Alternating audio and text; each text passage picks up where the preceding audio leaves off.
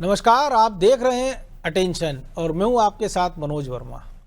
आज का अटेंशन मध्य प्रदेश कांग्रेस के उस अंतरकलह पर है जिसने सूबे की सियासत में भूचाल ला रखा है। एक तरफ प्रदेश अध्यक्ष जीतू पटवारी का फरमान है कि पार्टी विरोधी गतिविधियों में शामिल नेताओं की लिस्ट बनाओ, उन्हें नोटिस दो और नहीं सुधरे तो बाहर का रास्ता दिखाओ। यानी कांग्रेस अब अनुशासन का हंटर चलाने का दावा कर रही है। लेकिन सवाल यह है कि क्या कांग्रेस के इस हंटर से पार्टी के भीतर के बागी डर रहे हैं? जवाब है बिल्कुल नहीं, क्योंकि एक तरफ पीसीसी फरमान जारी करती है और दूसरी तरफ प्रियंका किरार और निधि चतुर्वेदी जैसी महिला नेता सोशल मीडिया पर आकर सीधे कांग्रेस के सबसे बड़े दिग्गजों को कटघरे में खड़ा कर देती हैं। नोटिस मिलने के बाद भी नेताओं के तेवर ढीले नहीं हो रहे, बल्कि आक्रामकता और बढ़ती जा रही है। तो आज मध्य प्रदेश की जनता कांग्रेस से कुछ सीधे और कड़े सवाल पूछना चाहती है। क्या जीतू पटवारी का यह अनुशासन का डंडा सिर्फ कागजी शेर बनकर रह जाएगा? प्रियंका किरार जैसी नेताओं की इस आक्रामकता के पीछे आखिर किसका हाथ है? राकेश यादव ने आखिर क्यों मोर्चा खोला?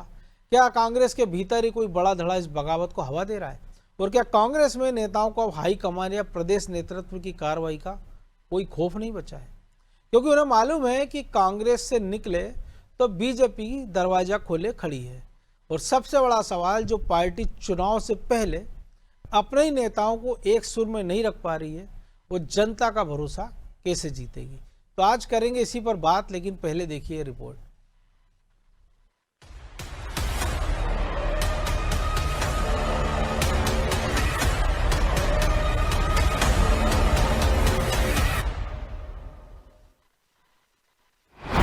कांग्रेस नेताओं के बयानों ने बढ़ाई टेंशन। अब पार्टी चिन्हित कर लेगी एक्शन।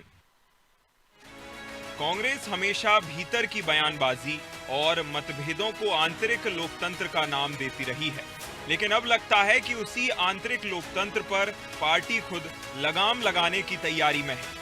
लगातार नेताओं के सार्वजनिक बयान, सोशल मीडिया पोस्ट और एक दूसरे पर हमलों से घिरी कांग्रेस अब अनुशासन के मोड में दिखाई दे रही है। प्रदेश कांग्रेस ने ऐसे नेताओं और पदाधिकारियों की पहचान शुरू करने का फैसला लिया है जो पार्टी लाइन से हटकर बयान देते हैं या नेतृत्व पर सार्वजनिक सवाल उठाते हैं। यानी जिस खुलकर बोलने की संस्कृति को अब तक लोकतांत्रिक परंपरा बताया जाता था, अब वही पार्टी के लिए अनुशासनहीनता बनती जा रही है। देखिए, हम लोग तो शुरू से ये इसके पक्ष में रहे हैं कि अगर कोई विधानसभा, लोकसभा में, नगर पालिका, नगर निकाय चुनाव में अगर कांग्रेस के उम्मीदवारों का कोई विरोध करता है या कांग्रेस के आपस में एक दूसरे के नेता के उल्टे सीधे कमेंट्स करता है, तो इसका मानना ये है कि वो लोग कांग्रेस विचारधारा के लोग नहीं हैं। तो इन पर तो निरंतर कार्रवाई होना चाहिए। किसी घर में अगर अनुशासन नहीं होगा तो वो घर बिगड़ जाए। प्रदेश कांग्रेस संगठन ने जिलाध्यक्षों को निर्देश दिए हैं कि ऐसे नेताओं की सूची तैयार की जाए जो सार्वजनिक मंचों या सोशल मीडिया पर पार्टी नेतृत्व और फैसलों के खिलाफ बयान देते हैं। पहले उन्हें नोटिस दिया जाएगा और सुधार नहीं होने पर अनुशासनात्मक कार्रवाई की जाएगी। हालांकि कांग्रेस का ये फैसला बीजेपी के टेंशन का सबब बन चुका है, क्योंकि बीजेपी पर ये आरोप लगते रहे हैं कि उसे कांग्रेस की लड़ाई का फायदा मिलता रहा और कांग्रेस मूल मुद्दों से भटकती रही। हालांकि बीजेपी का इस पर क्या कहना है, वो भी सुनिए। एक कार्यकर्ता इन सब गुटबाजी और इन सब से आहत है, वो एक आवाज उठाता है संगठन के हित में, तो उसकी आवाज दबा दी जाती है, उसको कुचल दिया जाता है और उसको पार्टी से बाहर का रास्ता दिखा दिया जाता है। ये कांग्रेस की रीति और नीति हमेशा रही है। कांग्रेस में गुटबाजी हमेशा चरम पर रही है और यहाँ तक कि जो थोड़ा बहुत अब जानहार बचा है कांग्रेस का, वो भी अब पूरी तरह से ध्वस्त हो गया है। अब सवाल यह है कि क्या कांग्रेस वास्तव में संगठन को अनुशासित करना चाहती है या फिर ये बढ़ती गुटबाजी और नाराजगी पर पर्दा डालने की कवायद है? क्योंकि अब तक पार्टी अपने नेताओं के विरोधाभासी बयानों को आंतरिक लोकतंत्र कहकर टालती रही है। कुल मिलाकर कांग्रेस के सामने सबसे बड़ी चुनौती ये भी है कि क्या पार्टी में अनुशासन लागू होगा या फिर आंतरिक लोकतंत्र के नाम पर चल रही गुटबाजी एक बार फिर नए रूप में सामने आएगी। खैर, देखना यह है कि कांग्रेस अनुशासन की नई लकीर खींचती है या फिर आंतरिक लोकतंत्र की पुरानी दलील पर ही सियासत चलती रहती है। ब्यूरो रिपोर्ट, अनादि टीवी।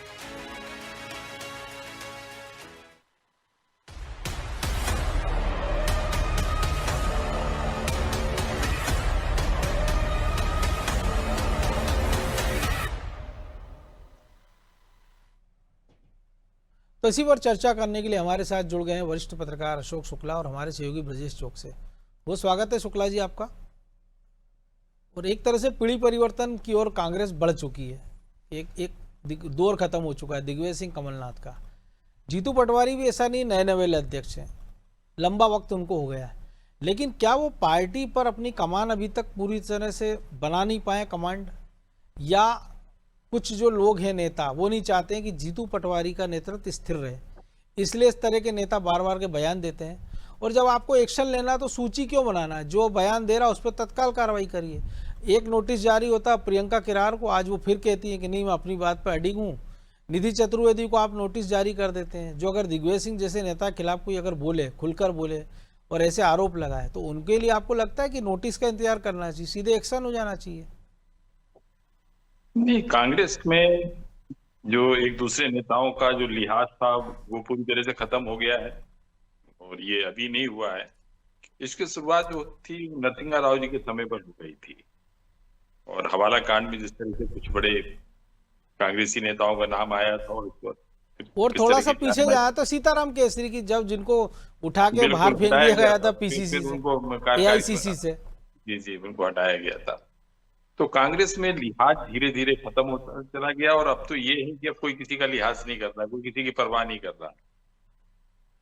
और पार्टी जो है, पार्टी में अनुशासन तो छोड़ दीजिए आप, पार्टी किसी भी मुद्दे पर आपको जो है एकजुट नजर नहीं आती है।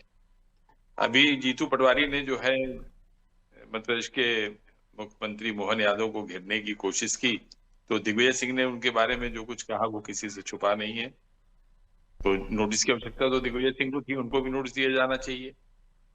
और जो आपने जिस चतुर्वेदी जी का आप जिक्र कर रही हैं, वो सत्यव्रत चतुर्वेदी के परिवार से आती हैं, पहले भी काफी मुखर थे ये पुराने। चतुर्वेदी परिवार के दिग्विजय सिंह से रिश्ते किसी से छुपे नहीं है। नहीं, इनका सत्यव्रत चतुर्वेदी की है, वो दिग्विजय सिंह की कभी नहीं पटी।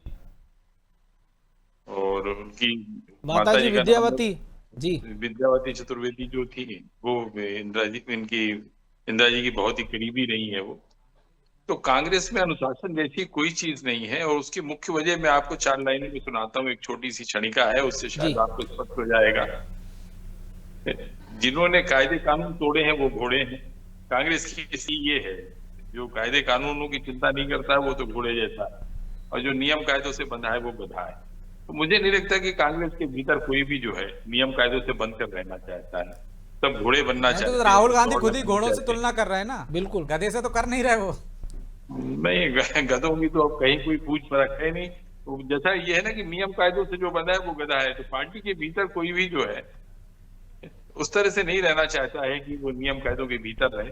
और चूंकि नेतृत्व बहुत कमजोर है, जो शीर्ष नेतृत्व थे वो लेकिन जो आपने कहा ना, तो वो उसके जिम्मेदार भी तो घोड़े ही है ना, कि अगर आप चुनाव के दौरान प्रेस कॉन्फ्रेंस में कहें कि मेरा कुर्ता क्यों फाड़ रहे हो, इनका फाड़ो, तो जब आप दूसरों के फड़वाओगे तो निश्चित तौर पर नंबर अगला आपका ही है, और वो लग गया। भाई इसी का नतीजा तो है कि मध्य प्रदेश में एक बार जैसे तैसे सरकार बनी थी 2018 में, और अगर पार्टी उसको संभाल लेती, उस सरकार को संभाल लेती, तो आज कांग्रेस की स्थिति दूसरी हो। तो कांग्रेस ना तो अपने विधायकों को संभाल पा रही है, ना सांसदों को संभाल पा रही है, ना कार्यकर्ताओं को संभाल पा रही है। तो कांग्रेस तो बिखराव के मुहाने पर खड़ी है। और अब जिस तरह का जो अंतर्कलह दिख रही है, जो कि सार्वजनिक मंचों पे भी अब नजर आने लगा, दिग्विजय सिंह एक अलग प्रेस कॉन्फ्रेंस करते हैं, बाकी लोग सोशल मीडिया पे अपनी बयानबाजी कर रहे हैं, तो उससे लगता है कि अनुशासन जैसी कोई चीज कांग्रेस में बची नहीं है। कांग्रेस को बचाना बहुत ही मुश्किल हो गया है किसी के लिए भी। लेकिन ब्रजेश जी, जो पार्टी दावा कर रही 3 दिन का मौन सत्याग्रह है, तब ये हाल है। जब सत्याग्रह खत्म होगा, जो तथाकथित है, तब क्या होगा? और दूसरा, जिला अध्यक्षों में इतनी हैसियत है कि वो किसी महाराज, किसी पटवारी, किसी सिंगार या फलाने ढिकाने किसी नेता के किसी खास समर्थक का लिस्ट बना के दे दे या उसको नोटिस जारी कर दे।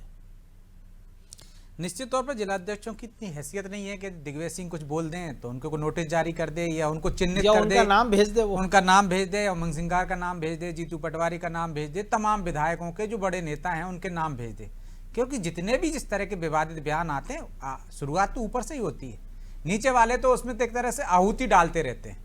जैसे हमने देखा नीति चतुर्वेदी ने, उन्होंने जैसे खानदानी दुश्मनी चली आ रही हो, जैसे सत्यव्रत चतुर्वेदी उनकी माताजी और उनके बाद अब बेटी वो निभाती चली आ रही हूँ, परंपरा निभा रही हूँ, उस तरह से उन्होंने आहुति डाल दी। राजनीति कोई मतलब कोई किसी गढ़ी या जागीर की लड़ाई तो है, लड़ाई तो है खानदानी नहीं। दुश्मनी चल रही कि है, जो राजनीतिक अदावत है। लेकिन आपकी राजनीतिक अदावत तो इसी तरह से इंगित हो रही है ना, जैसे आपकी खानदानी दुश्मनी हाँ, चल वही। रही हो कि भाई कभी आपने दिग्विजय सिंह के किसी फैसले पर सहमति जताई क्या? तब ये कहा जा सकता था कि आपके बीच मनभेद नहीं है, मतभेद है। लेकिन यहाँ तो मनभेद ही नजर आ रहे हैं, क्योंकि आपको कुछ भी करना, अच्छा करो चाहे बुरा करो, आपको उस पर आपत्ति दर्ज करानी है। और कांग्रेस में कौन सा अनुशासन मनोज जी? आज तक हम कांग्रेस से पूछते थे कि अनुशासन का डंडा कहाँ रख रखा है आपने, तो कहीं छिपा के रख रखा था। वो उसको कहते थे कि साहब आंतरिक लोकतंत्र है हमारे यहाँ, सब कुछ कह सकते हैं। राहुल गांधी के सामने भी सब कुछ कह सकते हैं, एक व्यक्ति की किसी की नहीं चलेगी। ये पार्टी की एक तरह से वो जो तो आप जो जिक्र कर रहे हैं, तो मुझे एक थोड़ा मुझे किस्सा याद है कि आपको भी याद होगा कि हजारीलाल रघुवंशी बड़े नेता मुखर होकर वो तमाम नेताओं के खिलाफ बोलते थे, फिर एक दिन अचानक लिस्ट आती है और उनको ही अनुशासन समिति का अध्यक्ष बना दिया जाता है। तो वही हाल है। आप सोच लीजिए कि कांग्रेस में अनुशासन नाम की कोई चीज नहीं है।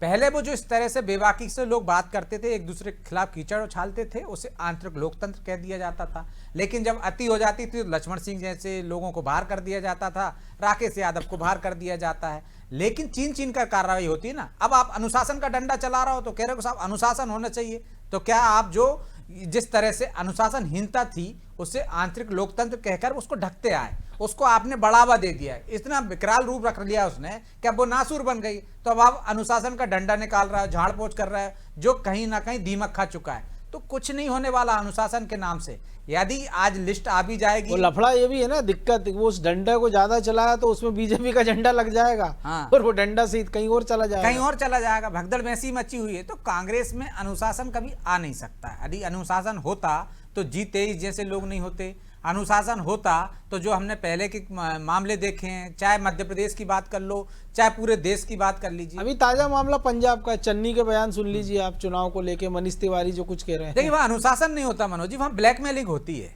कि जो जितना दमदार नेता है वो ब्लैकमेल कर लेता है, चाहे वो गहलोत जी हो, चाहे सचिन पायलट हो, चाहे भूपेश बघेल हो, कमलनाथ हो, चाहे बाबा सिंहदेव हो। वैसे ही मध्य प्रदेश में चाहे कमलनाथ हो, दिग्विजय सिंह हो, अब वैसे पहले सिंधिया थे। हाँ पहले सिंधिया थे। तो वहाँ ब्लैकमेलिंग होती है, जो ब्लैकमेल कर लेता है हो जाता। अनुशासन का डंडा चल रहा होता तो अब तक कांग्रेस कहीं और होती। संगठन नाम की कोई चीज नहीं है। यदि आपने किसी नेता के खिलाफ कुछ बोल दिया, उसके पट्टे मैदान पे आ जाएंगे, वो आपको गरियाने लगेंगे, आपके खिलाफ मुर्दाबाद के नारे लगाने लगेंगे। उनको राहुल गांधी से मतलब नहीं है, उनको अपने नेता से मतलब है, उनको पार्टी से मतलब नहीं है, उन्हें कांग्रेस संगठन से मतलब नहीं है, उनके नेता से मतलब है। तो वही हम देखते हैं कि एक नेता के खिलाफ कुछ बोल दिया जाता है, यदि उनके साथ ऐसा व्यवहार हो जाता है पार्टी में, तो उनके समर्थक मैदान में आ जाते हैं, वो पूरी पार्टी को कटघरे में, राहुल गांधी से लेकर प्रदेश अध्यक्ष तक को एक तरह से कटघरे में खड़ा कर देते हैं। उनके बारे में किस तरह के शब्द। तो अब कोशिश कर रही है कांग्रेस, लेकिन ये कोशिश सिर्फ दिखावे की है मनोज, इससे होने जाना कुछ नहीं है। जो गरीब है वो थोड़ा बहुत डर जाएगा,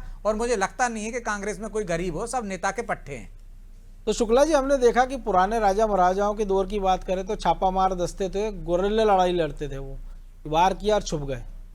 तो ये कांग्रेस में परंपरा हम देख रहे हैं, जैसे चुनाव आता है तो हरावल दस्ता हो, आत्मघाती दस्ता हो, गुर्रिल्ला दस्ता हो, सब सक्रिय हो जाते हैं। फिर कहीं चिट्ठी की पॉलिटिक्स शुरू हो जाती है, कहीं लिस्ट की पॉलिटिक्स शुरू हो जाती है, और ये सब चुनाव के आसपास होता है। बाकी समय कांग्रेसी सब मजे में रहते हैं, एक दूसरे को ना छेड़ते ना कोई परेशान करते हैं। वो चुनाव से पहले क्या आप, वैसे तो इंदिरा जी के टाइम पे पार्टी में अनुशासन था, सख्त था अनुशासन। मैंने आपसे कहा ना कि जब नेतृत्व कमजोर होता है तो इस तरह की गतिविधियां जो है पार्टी के अंदर बढ़ जाती हैं। ये बीजेपी में हम लोगों ने देखा है, जब नेतृत्व वहां पे कमजोर, मध्य प्रदेश का नेतृत्व कमजोर है, इसलिए यहाँ पे ज्यादा लोगों को इस तरह की भाषा आ रही है। बिल्कुल बिल्कुल आप ठीक कह रहे हैं विजय जी। और लेकिन कांग्रेस ये दलील दे सकते हैं शुक्ला जी कि 100 हार के बाद भी राहुल गांधी का मनोबल नहीं टूटा, वो बरकरार है, और 1 हार के बाद ममता बनर्जी की पार्टी टूट गई है, उद्धव की पार्टी टूट गई है। जुझारूपन एक अलग चीज होती है, लेकिन अपने दम पर पार्टी को खड़ा कर लेना अपने दम पर चुनाव जिता लेना, ये क्षमता तो फिलहाल राहुल गांधी में नहीं है और बाकी कोई दूसरा तो नेता भी ये तो आगे आ राजीव नहीं गांधी रहा। में भी नहीं थी। अगर इंदिरा गांधी के 80 का दौर छोड़ दिया जाए तो 84 की जो जीत है वो इंदिरा जी की हत्या का परिणाम थी। 414 सीट है, उसके बाद से कांग्रेस देखिए 200 पार मुश्किल हो जाता है। अब देखिए उनकी असमय मृत्यु हो गई थी, इसलिए मैं उनकी क्षमता पे कोई प्रश्न चिन्ह नहीं खड़ा करूंगा। ये ठीक है कि उनको जो पहला मौका मिला था वो सहानुभूति लहर का मौका मिला था और 84 में जिस तरह से इंदिरा जी की जिन परिस्थितियों में हत्या हुई थी उसके बाद उनको जबरदस्त मैंडेट मिला था। लेकिन उनकी सरकार क्यों गई थी उसके दूसरे कारण है। अभी अपन चर्चा कर रहे हैं, जो कांग्रेस की चर्चा कर रहे हैं, तो कांग्रेस में अनुशासन थोड़े, अच्छा नरसिंहा राव के समय में भी ऐसा नहीं था कि अनुशासन बहुत कमजोर था। हवाला कांड में जिन जिन नेताओं ने बगावत की उनको सबको बाहर का रास्ता दिखा दिया था नरसिंहा राव ने। लेकिन उसके बाद से अगर आप देखें तो उसके बाद से पार्टी के जो छत्रप थे, चाहे वो शरद पवार रहे हो, अर्जुन सिंह रहे हो, माखन लाल फोतेदार रहे हो, बहुत सारे नाम हैं, इनके सबके अपने गुट थे बिल्कुल। और ये अनुशासन से ऊपर थे। सिंधिया इनके कांग्रेस बीच देखी कोई हमने, तिवारी कांग्रेस देखी हमने, ऐसी तमाम सारी कांग्रेस भी देखी इस दौर में। नरसिंहा राव के समय में जब हवाला कांड आया था उसमें अर्जुन सिंह और नारायण दत्त तिवारी ने मिलकर तिवारी कांग्रेस बना ली थी और कांग्रेस की एक पराजय भी हुई थी लोकसभा चुनाव में। तो ये स्थिति कांग्रेस, मध्य प्रदेश में भी यही स्थिति है। मध्य प्रदेश में ऐसा नहीं है कि दिग्विजय सिंह बहुत लिहाज करते हैं किसी का। दिग्विजय सिंह ने अर्जुन सिंह का लिहाज नहीं किया जो उनके गुरु थे। जब अपने तत्कालीन प्रदेश अध्यक्ष के खिलाफ वो एक तरह से बोल सकते हैं तुरंत ही। खानदानी जो लड़ाई की बात कर रहे थे तो विद्याचरण शुक्ल और अर्जुन सिंह के बीच में किस तरह के टकराव थे वो लंबे समय तक बने रहे। वो बिल्कुल, उसको भी हम लोग खानदानी लड़ाई, राजनीतिक कम थी, वो खानदानी लड़ाई ज्यादा थी। एक कांग्रेस के प्रभारी होते थे हनुमंत तप्पा, उनके ही कपड़े फटते देखे हमने यही भोपाल में विधायक विश्राम गृह की बैठक में।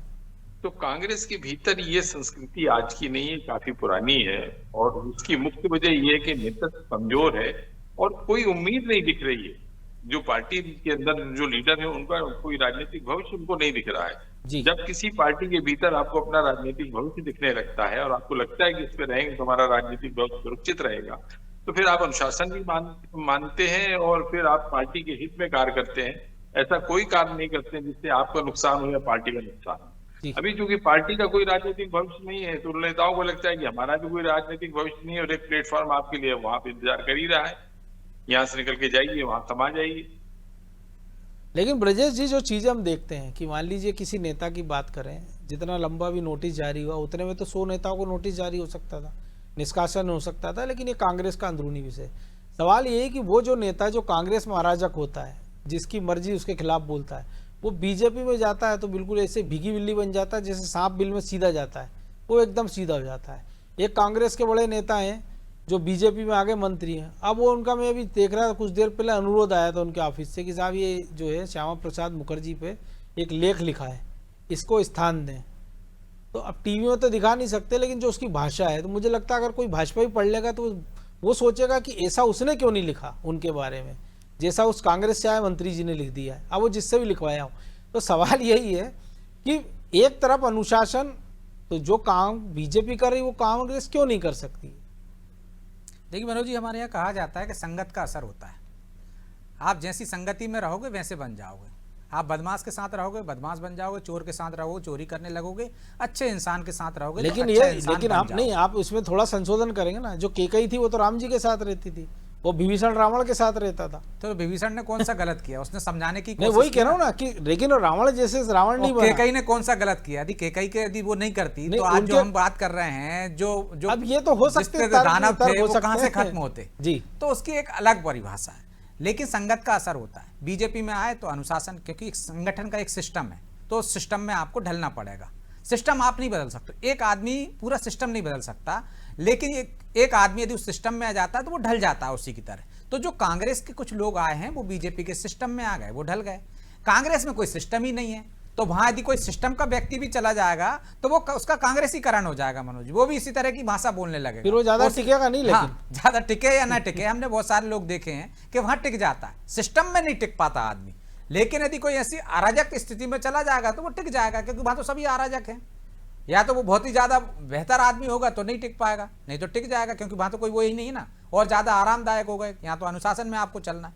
आप जितने भी अनुशासन वाले दल हैं या जितने भी अनुशासन वाले विभाग हैं, आप आर्मी में चले जाइए, अनुशासन अपने आप आदमी व्यक्ति जाता है। आर्मी क्यों, हम तो कह रहे हैं घर से भी अनुशासन पुलिस में होना चले चाहिए जाइए, यदि आपके घर में अनुशासन है तो आदमी 4 बजे उठने लगेगा। अनुशासन नहीं है तो फिर आप, अनुशासन कहाँ से आता है? अनुशासन मुखिया से आता है, और मुखिया घर का सही होगा तो अनुशासन बरकरार रहेगा। आप देखिए उसी तरह से यदि संगठन मजबूत होगा तो अनुशासन, यहाँ तो कोई अनुशासन ही नहीं है ना, ऊपर से लेके नीचे तक जिसको जो आता है वो करता है। तो आप कैसे सुधारोगे? जब वो नीचे देख रहा है कि एक कार्यकर्ताओं को? प्रदेश अध्यक्ष अपना पार्टी के लिए कहते तक पार्टी के ही तेल लेने, एक बड़े नेता को कुर्सी से उठा सकता है, तो फिर वही तो उससे कह रहे, अनुशासन की आएगा कहां से? पहले आपको उस अनुशासन के दायरे में आना पड़ेगा। महात्मा गांधी का आप अनुसरण करते हो तो उनकी वो कार्यशैली अपनाना पड़ेगी आपको, तो वो तो अपना नहीं रहे कांग्रेसी। वो झंडा चला रहे हैं छोटे पर, कमजोर पर, जिसका कोई ये नहीं, उसको निकाल देते हो। आप बड़े पे कार्रवाई क्यों नहीं करते हो? आप उसको नोटिस क्यों नहीं देते हो? तो आप ये कार्रवाई ऊपर से करते तो आपको जिलाध्यक्षों को पत्र लिखने की जरूरत ही नहीं पड़ती। आप खाना पूर्ति कर रहे हो, एक तरह से ये दिखाने की कोशिश कर रहे हो कि हम अनुशासन ला रहे हैं। अनुशासन लाए होते तो दिग्विजय सिंह को नोटिस नहीं दे सकते थे क्या आप? क्या आपने क्यों बात की, प्रदेश अध्यक्ष की बात काटी? आप यहां से नोटिस नहीं दे सकते हो तो दिल्ली से हाईकमान से नोटिस दिलवाते। तो अनुशासन तो आपको ऊपर से ही लाना पड़ेगा ना। नहीं, लेकिन तो तब भी गलत मैसेज जाएगा कि अगर आपको एक नेता के लिए आपकी जो है संजय कामले नोटिस दे दे और एक को नोटिस देना आपको दिल्ली जाना पड़े, इसका नहीं, मतलब एक है कि अधिकार यह का तो क्षेत्र सबको होना है कि चाहिए। वही नहीं एआईसीसी भाई, का प्रदेश अध्यक्ष से बड़ा कौन? तो प्रदेश अध्यक्ष को दे देना चाहिए नोटिस, लेकिन वो दे नहीं रहे। आप कार्रवाई दूसरों पे कर रहा है, उनके समर्थन में कोई बोल रहा है उस पर कार्रवाई कर रहा है, और जो आपके समर्थन में उनके खिलाफ बोल रहा है उसको आप नोटिस दे रहे हो। और जो आपके खिलाफ बोला उसको आप तत्काल बर्खास्त हाँ, कर देते और पार्टी बर्खास्त से। कर रहे हो। राकेश यादव को आप तो निपटा देते हो आप तुरंत। ये चीन चीन कर दंड एक तरह का होगा ना कि यदि आपने चोरी की तो सबको समान दंड दोगे ना आप चोरी को। आप ऐसा तो होगा नहीं कि एक के हाथ काट दो और एक जो आपका पक्ष का है उसको 4 कोड़े 10 कोड़े बरसा के आप उसको माफ कर दो। तो ये तो अनुशासन तो तब आएगा ना जब आप एक नजर से समान चश्मे से देखोगे कि यदि वो किसी के पक्ष का हो, आपका व्यक्ति हो, तब भी यदि उसने अनुशासन तोड़ा तो वैसी कार्रवाई कीजिए। वो विरोधी दल, विरोधी व्यक्ति का है, आपके विरोधी है, मतभेद वाला व्यक्ति है, उसका है। तो आप अगर उसको- यही सब हो रहा होता तो मुझे लगता है हमको चर्चा की जरूरत ही नहीं पड़ती, क्योंकि लेकिन कांग्रेस में तो ये लंबी अंतिम श्रृंखला है। हाँ, तो अब ऐसा इसका होने वाला अब नहीं है। पता नहीं इसका आखिरी छोर कब मिलेगा, ये देखना दिलचस्प होगा। बहरहाल बहुत शुक्ला जी, आप बहुत बहुत धन्यवाद आपका। तो इस पूरे घटनाक्रम के बाद जनता के मन में जो सबसे बड़ा सवाल होगा वो इसका जवाब मिलना अभी बाकी है। सवाल ये है कि क्या सिर्फ सूची बना देने से किसी राजनीतिक दल के भीतर का गुबार शांत हो जाता है, या क्या महज कागजी नोटिस जारी कर देने से प्रियंका किरार हो, निधि चतुर्वेदी हो या उसके जैसे तमाम सारे आक्रामक नेताओं के तेवर बदले जा सकते हैं। इतिहास गवाह है कि मध्य प्रदेश कांग्रेस में अनुशासन का हंटर जब जब चला है तब तब पार्टी को मजबूती मिलने के बजाय उसका अपने ही नेताओं का पलायन देखने को मिला है। अब जीतू पटवारी के सामने चुनौती सिर्फ पार्टी के भीतर की इस अंदरूनी आग को बुझाने की नहीं है, बल्कि चुनौती ये साबित करने की भी है कि उनका नेतृत्व इतना मजबूत है कि बड़े से बड़े दिग्गजों के इशारे पर होने वाली बगावत को भी वो कुचल सके। अटेंशन में आज के लिए बस इतना ही। मुझे दीजिए इजाज़त और देश दुनिया की तमाम खबरों के लिए बने रहिए अनादि टीवी के साथ। नमस्कार।